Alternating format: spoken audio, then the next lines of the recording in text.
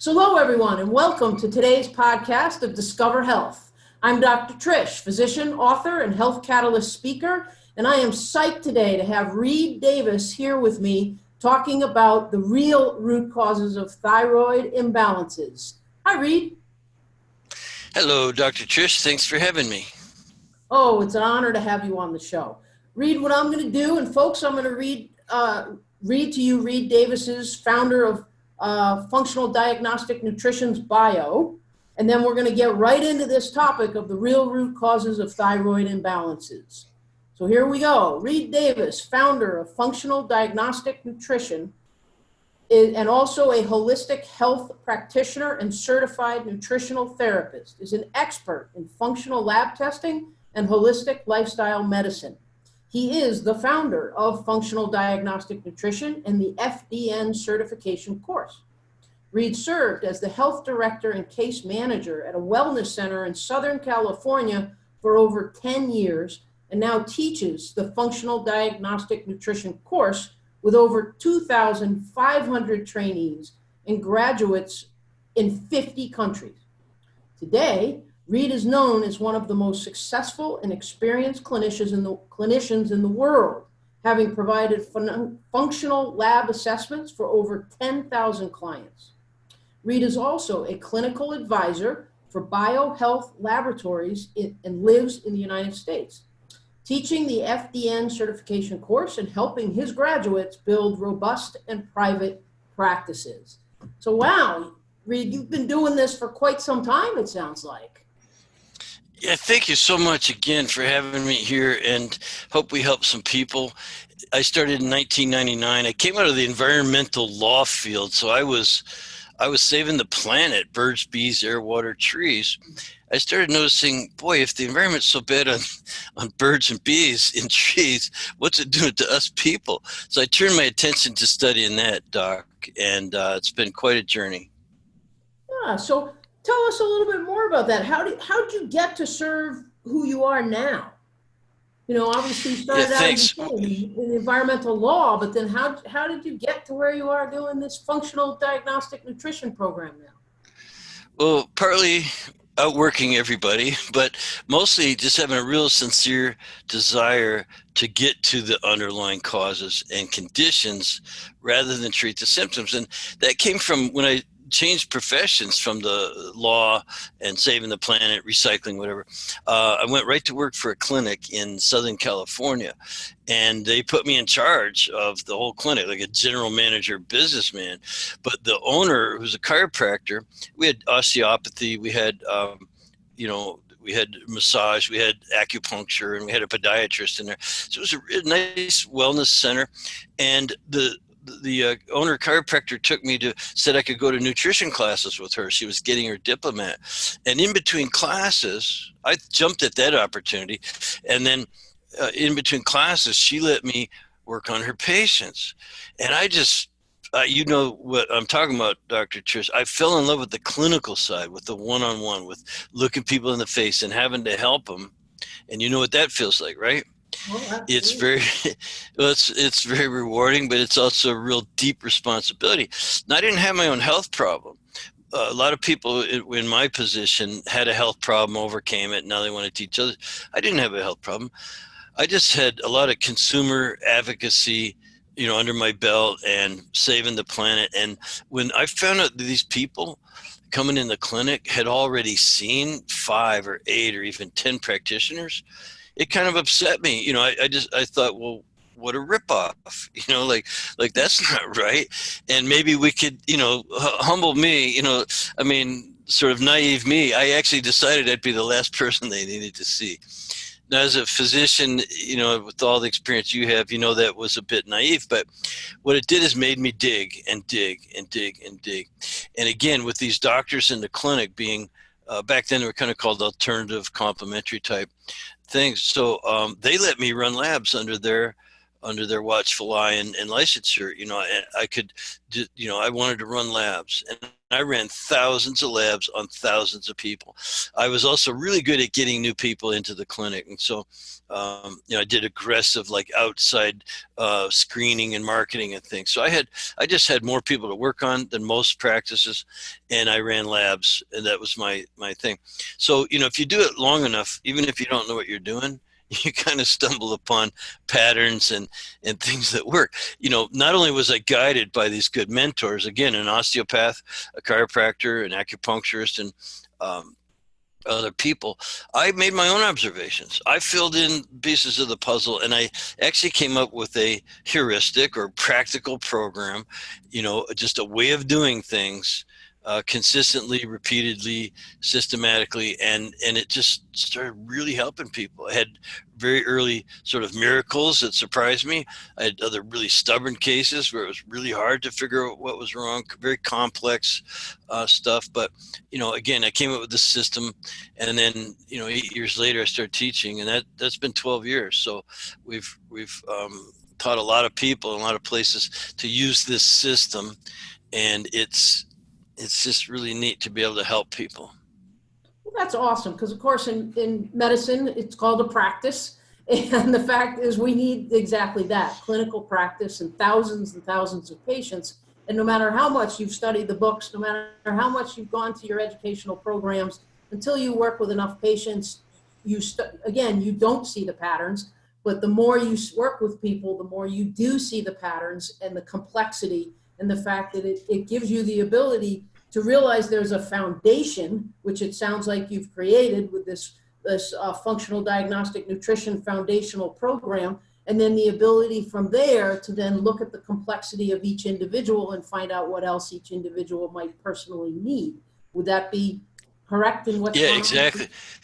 Indeed, it's very practical, but at the same time, the mental discipline, again, the heuristic or way of looking at things. Remember, I wasn't a physician, so I had to dig deeper. I couldn't get out a prescription pad to just take care of the relief care. There's nothing wrong with relief care, but that wasn't my job. My job was really to dig deeper and deeper. So I've kind of pioneered a way, and I followed other people who are doing good things, and put a pretty neat program together. So it is about that, looking for the underlying causes. Absolutely. And then looking upstream, what's really wrong, what are the sources of the stress. And I've kind of coined this phrase, contributors to metabolic chaos, because the symptoms can come out in one person in one area, thyroid. Another person, it's the adrenals and gonads. Another person, it's, nerve cells. Another person, it's the ability to properly, convert carbs into energy, or, whatever it is. There's just so many different areas where the symptoms can appear, even if the stressors are basically the same. And that's so true. And it, of course, fits the title of today's talk, the real root causes of thyroid imbalances. And the fact that so many people that come in and say, well, I think my thyroid is off. It's like, well, wait a minute. Okay, yes, it may be. But what's really the underlying root cause, and what exactly was happening before that's led you to maybe where you are today? Or is it really your thyroid? Because maybe you do the labs and it's not necessarily the thyroid. So first, Reed, when are thyroid symptoms not a thyroid problem? Well, let's first just mention what they are. A person shows up in the average office with weight gain, can't maintain their weight, low energy, fatigue, sometimes ice cold or even tingling hands and feet, extremities. Dry skin is really common. Muscle ache, constipation is huge, swelling ankles, feeling blue, sad.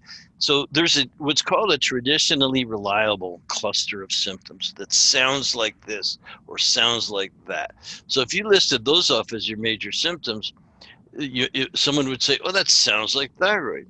Now, that they probably will even test the thyroid. Yep, pat myself on the back. I found your problem. It's low thyroid.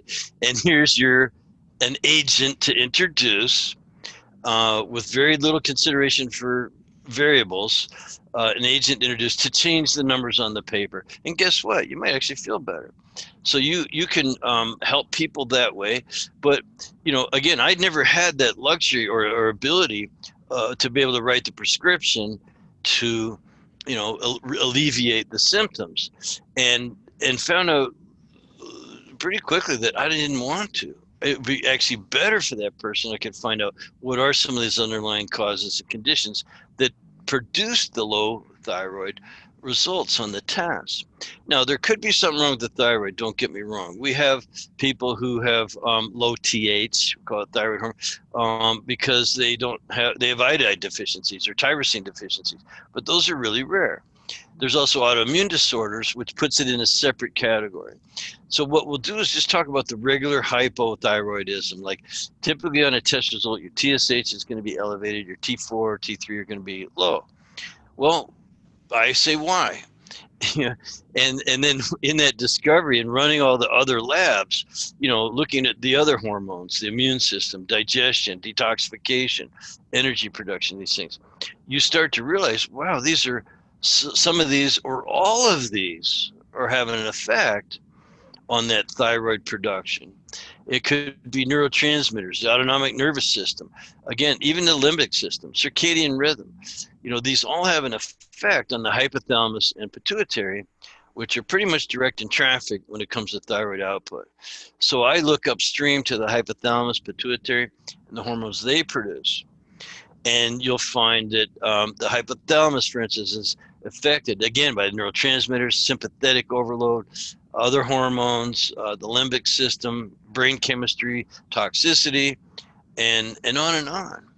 So now you start to get the idea that, wow, in order to really help a person with ordinary hypothyroidism, you probably better take a look at their whole life, all the influences, and then sort it out that way. That's why we're now calling this lifestyle medicine, functional medicine, how things are functioning, and lifestyle medicine, because it's really lifestyle that's going to change it. Now I can get into some details for you too, but that's a good start.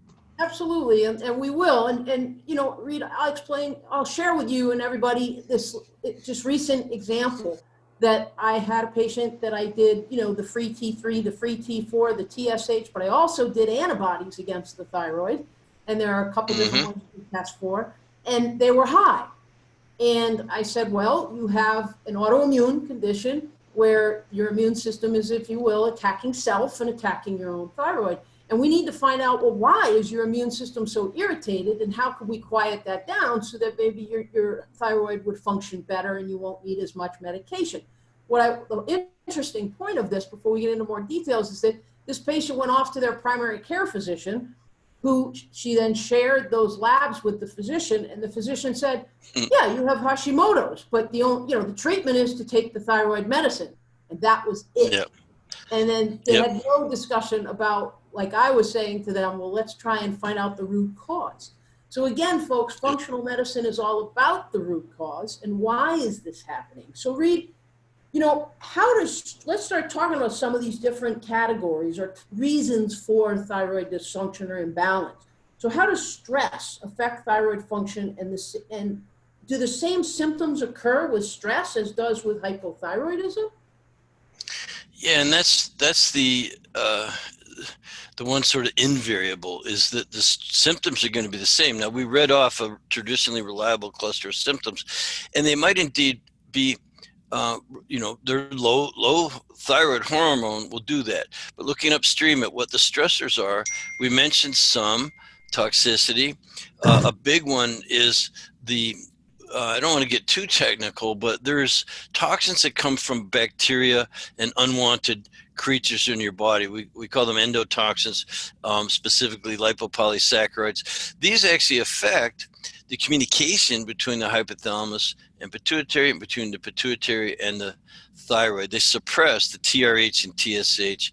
I won't go into the 6-syllable words, but they suppress. So these lipopolysaccharides, which are toxins from bacterial overgrowth, even yeast, and you could have parasites and biofilms, and lots of things going on in the gut, which, by the way, also cause the autoimmune problem. Once you get leaky gut, then you get things. So people with autoimmune, there's a cause for that too, and it's sort of the same cause as low thyroid in some cases.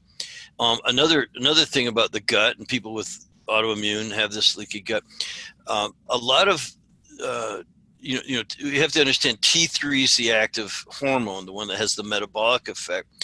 But the thyroid makes mostly T4, and it's converted in the liver.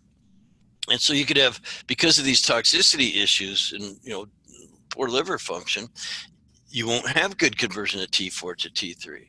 So the symptoms would be the same, low T3 symptoms, just like we read off. And a solution could be just, well, here's your thyroid hormone, just boost it up, and that might make some of it go away. But the root, or looking for the root, is going to involve these bugs, overgrowth, the toxicity from them, issues with conversion in the liver. And a huge one, I'm sure you're aware of this, and again, I don't want to go over people's heads, but another thing that's going on is the liver, it doesn't convert all the T4 into T3 right away. Some of it gets converted in these other T4 or it's called T3 acetic acid and T3 sulfate. And they kind of are just reserves, and they have to get converted to active T3 through gut bacteria, the good bacteria in the gut.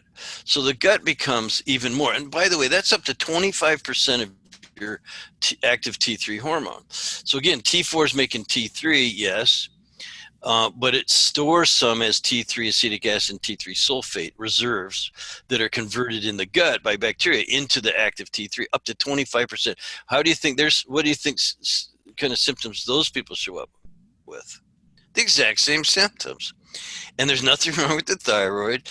Just substituting with the thyroid hormone isn't fixing anything. So you can get the picture here, and why I use that term metabolic chaos, that could be a lot going on.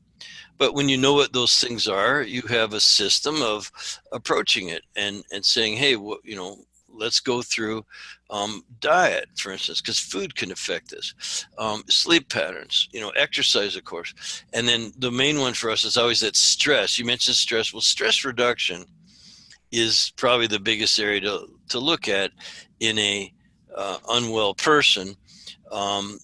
Regardless of what their symptoms are and what cluster and maybe what preliminary lab you might have run, there's a lot more stuff to look at, and we can go on in even more detail. Yeah. Does you concur with that? Oh, absolutely. I mean, for example, this metabolic chaos. I mean, I just had a patient today, and we did a comprehensive stool analysis, for example, talking about lab tests. And she had dysbiosis, and she also had malabsorption, like poor digestion of fats and things. So it's showing that she actually has gut dysfunction. We also did a salivary cortisol test to look at her adrenal function, and that was also off. So she had dysfunction in both. But the idea is leaky gut, for example, can cause adrenal dysfunction, and adrenal dysfunction and stress can cause leaky gut. So it's sort of, again, which one is what's driving what? They're all driving each other. And the bottom line is we got to try and work with each and every individual, each personal individual with their full history, as you mentioned, and try and identify what are the patterns, not only in their labs, but what are the patterns in their life, that the triggers, the antecedents, the different imbalances that are the patterns for them, and then again start at a foundational point. So Reed, what's your foundational system to kind of work through with a patient to identify what you think is the sifting through this metabolic chaos? How does that look like for you? Well, obviously people have to be motivated to make changes. They have to recognize there is something about the way they look or feel that they want to change. And I've interviewed people, and I'm sure you have too, Dr. Trish, that, okay, why in my office? What's your main complaint? And they'll give it to you. It could be migraines or fatigue or, some of these things. They've been to another physician who said, your blood work looks normal, and here's your chill pill. So they're coming to you going, hey, like they're really struggling. They might have tried 3 or 4 or 5 different things, but they have this main complaint. It's been going on for some time. It affects them almost daily or most of their life and things like that. They've tried all this different stuff, and they really just need to recognize that this can't go on, or it's going to get worse. If you keep just patching, lotions, potions, powders, and pills, and standing on your head in the corner, like, you've got to do some investigative work. So that's my foundational thing, is to do the onboarding of someone, make sure they recognize this is a problem, and are motivated enough, committed enough to change it. Hopefully they have a support group around them, and even if they've tried other problems, didn't work, you got to work past that, that there is a way. And so then you could engage them. I won't engage a person or let them hire me if they're not motivated.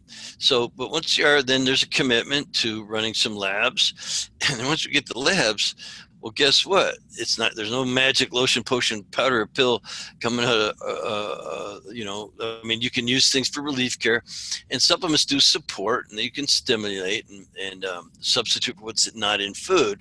But basically, they're going to have to eat right. They're going to have to go to bed on time and get a good night's sleep, work on sleep hygiene. They're going to have to exercise to detoxify their body and stimulate things. And then we're going to have to look pretty deep for some of these stressors. So I do that same stool test you run. I run that on every single person, no matter what. Sometimes you don't find something, but at least you've ruled out, and we do a leaky gut test. We look at the adrenals and the sex hormones. We look at digestion. We look at liver function, through, I found that the bile acids test through urine can tell you if the liver's congested and clogged up and these kind of things. So we run these functional labs, including a food sensitivity test. I've yet to find someone who doesn't have some that are contributing to metabolic chaos. And you won't heal your leaky gut if you eat foods you're sensitive to. Or if you haven't gotten rid of the bugs, the unwanted bugs, and restored normal biosis. And these are just the things that we do. It sounds complex, but it's actually pretty simple. Onboard the right people who are highly motivated and have some kind of support system, or create one.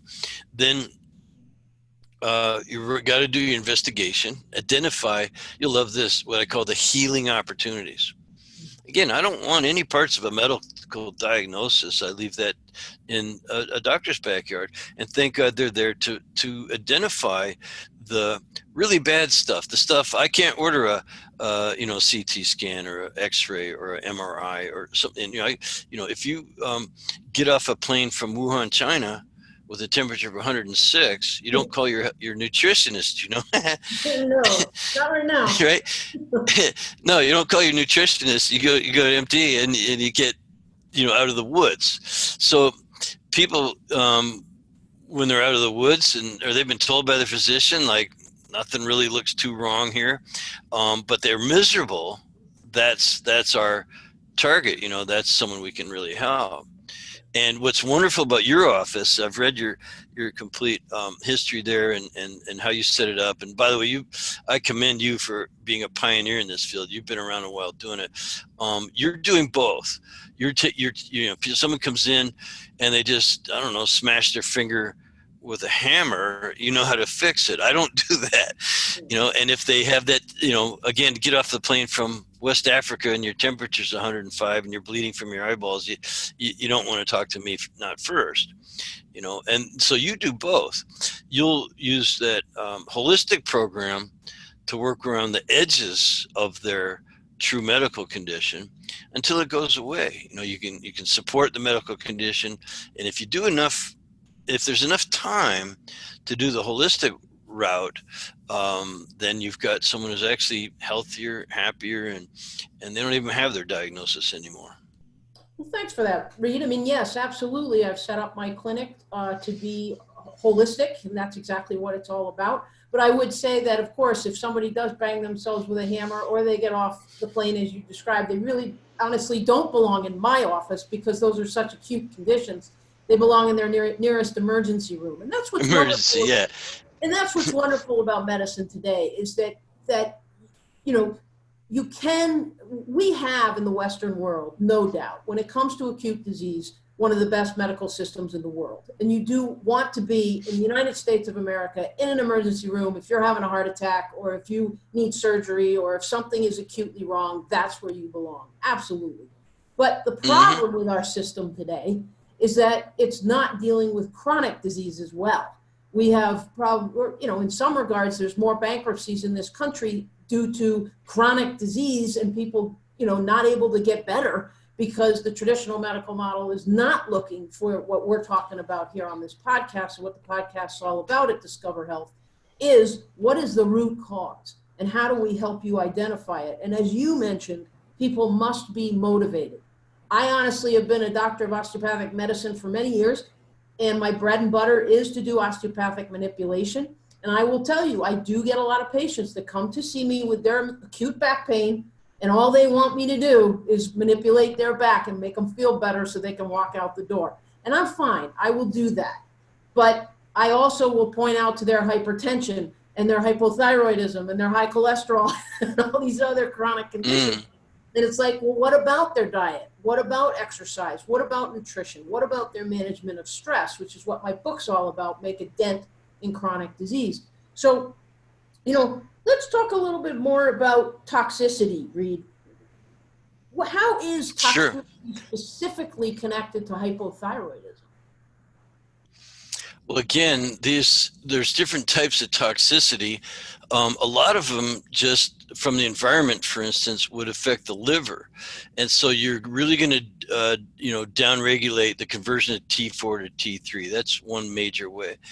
But this might be considered your outside toxins from the air, water, what you're eating even has toxins, things like that. Your body has a natural defense for that called the mucosal barrier, but that breaks down over time. And so you get these congested livers. And I use a urine test for that. It's not looking at enzymes, and cirrhosis or hepatitis and these kind of things. It's just looking for flat out congestion, and it slows things down. So that's one type of toxicity and how it might affect. The other ones, these endotoxins, are even, I think, more insidious. These lipopolysaccharides from bacteria. If you have a dysbiosis and worse, overgrowth and biofilm and things, these endotoxins, they really have an insidious effect and will actually downregulate the pituitary. So TSH is slowed down. Then you can't make it. It's telling the thyroid, don't make thyroid. Now, another one that you brought up, just a slight sidestep there, is other kinds of stress, which raises your cortisol. Cortisol is the main stress hormone, right? Along with adrenaline maybe, but cortisol, and it's, there's DHEA, maybe the adrenals too, but this cortisol also downregulates TSH. And so it slows thyroid down. And guess what? It's supposed to. So I think that some of these things, like the toxicity, are to be investigated one way and more or less eliminated or reduced. The stress, that kind of stress on the body. This idea of mental emotional stress or pain, your cortisol is going to be running high. That suppresses the probably the TRH as well from the hypothalamus, but you're actually putting the body into kind of a hibernation or a conservation mode. So stress will tell the thyroid on purpose to slow down metabolism. Why? To conserve resources. Your body thinks it's under attack, so you don't want to have a real high metabolism. It's an adaptive response, and that's the mechanism of action. Cortisol directly affects TSH, and so do these toxins, whether they're coming from the outside and maybe also screwing up the liver function. Pardon my lay terms here, but and then also these internal ones, which are probably even more insidious. Yeah, I mean, again, it comes down to a metabolic chaos in the essence of, it could be so many different things, as we said, between stress or leaky gut or toxins and breakdowns of the bacteria from the dysbiosis and the imbalance of your microbiome. So it's just, you got to go to someone that's going to break this down and try and help figure it out. Now, you're in the practice of training people, it sounds like, with this Functional Diagnostic Nutrition certification course. Tell us about that. Yeah, thank you. So, I was doing so much work. I was considered one of the most successful, and I will say at least busiest, nutritionists. Nutrition, so, non-licensed. I was a personal trainer, nutritionist, other therapies, holistic health practitioner, and general do-gooder. And I was running more labs than anybody. I was under these doctors, but I got called one day by one of the labs, and they said, "Pardon me." They actually said, "Who the hell are you?" And I said, "What do you mean?" And they go, "Well, you run more labs than anybody that we know. I mean, Joe Mercola's office has 5 doctors, and you run more labs than that. So how are you doing this?"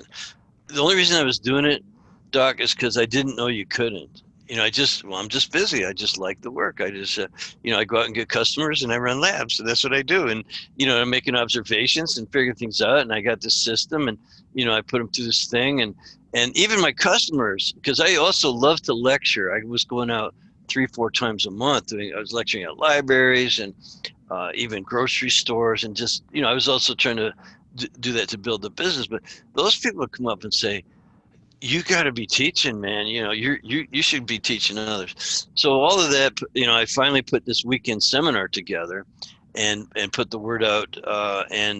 And guess what? People showed up, and they loved it. So I just kind of switched to teaching. Now it's not a weekend seminar anymore. It's a course that takes 6 to 8 months to get through. It's very robust, and it's practitioners love it, like people who have licenses, and non-practitioner, we call the lay practitioner. So I'm able to take a health coach or a nutritionist and way up to the next level.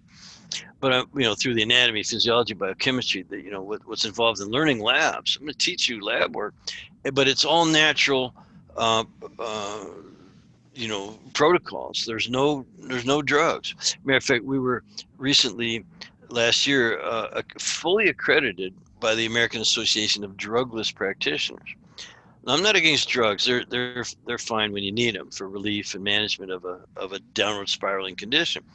But if you want to get healthy and build health, we have a system of labs and a system of natural protocols. It's called lifestyle medicine. So I've been doing that for 12 years now and have a tribe. You said 50 countries.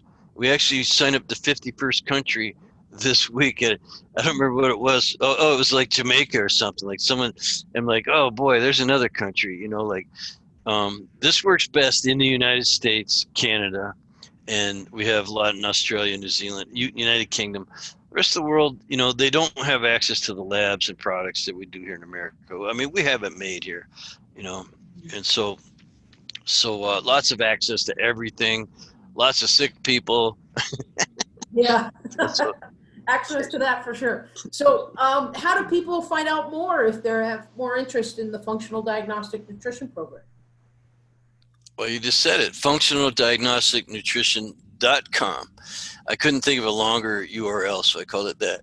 Functionaldiagnosticnutrition.com. Just the way it sounds. And you can read about our system and program. And, I'm now in the business of teaching.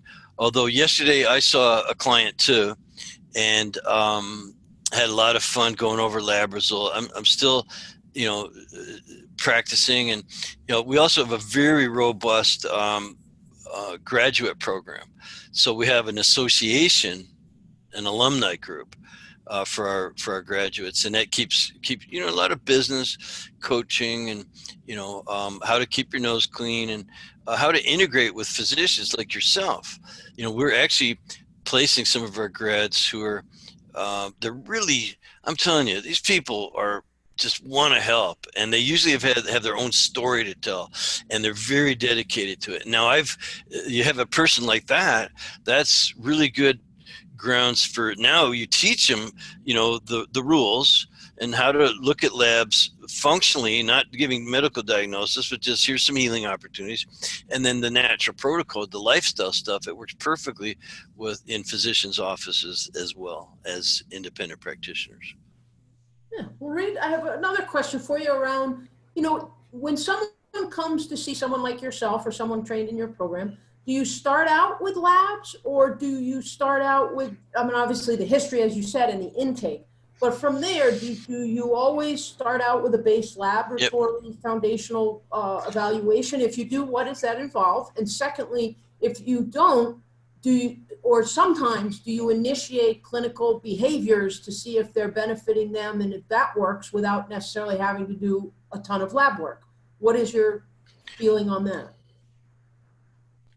Well, what I learned to do was run labs and identify the healing opportunities, and then give them the recommendation, the education that they need. And the lab work tends to wake people up.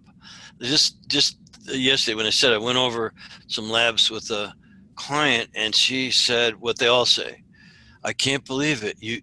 Because when we focus, it's not on here's your diagnosis, here's your treatment. It's here's what the labs are saying. How do you feel about that?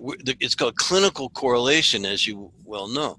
So our labs clinically correlate really well, and the client is just so happy if someone's actually telling them why they feel so lousy when their quote unquote standard doctor said your blood work looks normal. Um, you know, go get some diet and exercise. Come back when you're really sick. And so, again, I don't put doctors down. I'm just saying the people aren't happy. And that motivated me 20 years ago, and it still motivates me to this day, because standard medicine largely relies on drugs and surgery. And so the answer to your question is, yes, I onboard carefully, but then I do the same thing. Even when my own mother, who's 89 now, asked me for some help. My sister, who's a nurse, said maybe Reed could help you. And I did the exact same thing with my mom. I didn't change it one bit. I ran 5 labs and gave her we call it the DRESS protocol, DRESS, the diet, rest, exercise, stress reduction, supplement, very, very specific, customized program. And she did it. And within 6 months, she had dropped the medication, and her other medication was cut in half. And her doctor said, whatever you're doing, keep doing it. So everybody's happy. And she now has a boyfriend at 89 years old. For God's sake, how much better could life get than that? So then, I don't do anything different for my mom or my clients, and I don't teach anything different. I have a system. It's a complete heuristic, which means a program that works, and anyone can learn it, and you can do it just for yourself, or you could do it for a profession, or you could add it to the knowledge you already have. And so, like with you, I would love to train some of your staff. I know you've got some quote, health coach type people there, things, and they'd be maybe of more value to you then, and to the clients, because to your patients, because I saw a functional medicine doctor myself a few months ago, and he doesn't have a health coach. And I said, man, you need a health coach. You got to have a team to give all the love, that your patients need if they're going to get better. Oh, absolutely. I mean, my health coach, there's actually Dr. Trish in my office and health coach Trish. It's kind of simple. You just say Trish and both of us answer. But she's a rock star. That's cool. She's familiar with a lot of materials. And I couldn't live without her, because these days I look at it as if I take a 30,000-foot view and she's the one walking the walk and talking the talk on the, holding their hand and walking down the sidewalk and running with them. So it's so important to have the supportive people to help you and help the patients be able to get where they want to go, and hold them accountable and hold themselves accountable. It's such an important piece. So it really does take a team of people, and that is just so important. So, gosh, Reed, this has been awesome. Thank you so much for being on the show. And the one question I love to end the conversation with all of the folks that come on and talk with me is, what would you say is your one secret? If you had to say one, if you will, what's your biggest secret to living a healthy life? Man, well, it's got nothing to do with lab work. It has more to do with point of view. I get up every day, and I have pretty much my whole life, and I don't have a big rearview mirror. What happened yesterday is yesterday. What happens today and what could happen tomorrow could be better.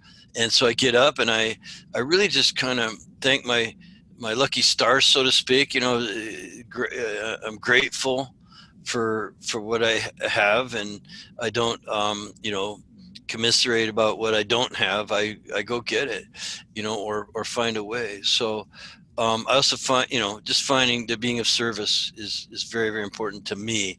So personally, I would say that I get up and look at today as another day to do some good in the world and work on myself. So I think positive, it's not just positive mental attitude.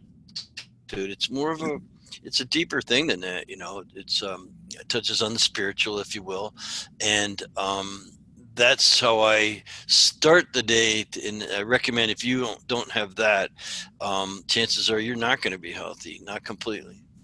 Well, that's very powerful. Thanks for that information, because you're absolutely right. I mean, there's universal emotions in the world of gratitude and positivity and empathy and being of service. And it's just, if we really get up, as you say, every day and come at it, that we're really just wanting to be a positive aspect of this universe and give to our fellow man and be of service, then, you know, everything's going to work its way out and you're always going to find answers. So Yes, thank you ma'am. so much for being on the show today, Reed. It's been a real pleasure. Thank you, Dr. Trish.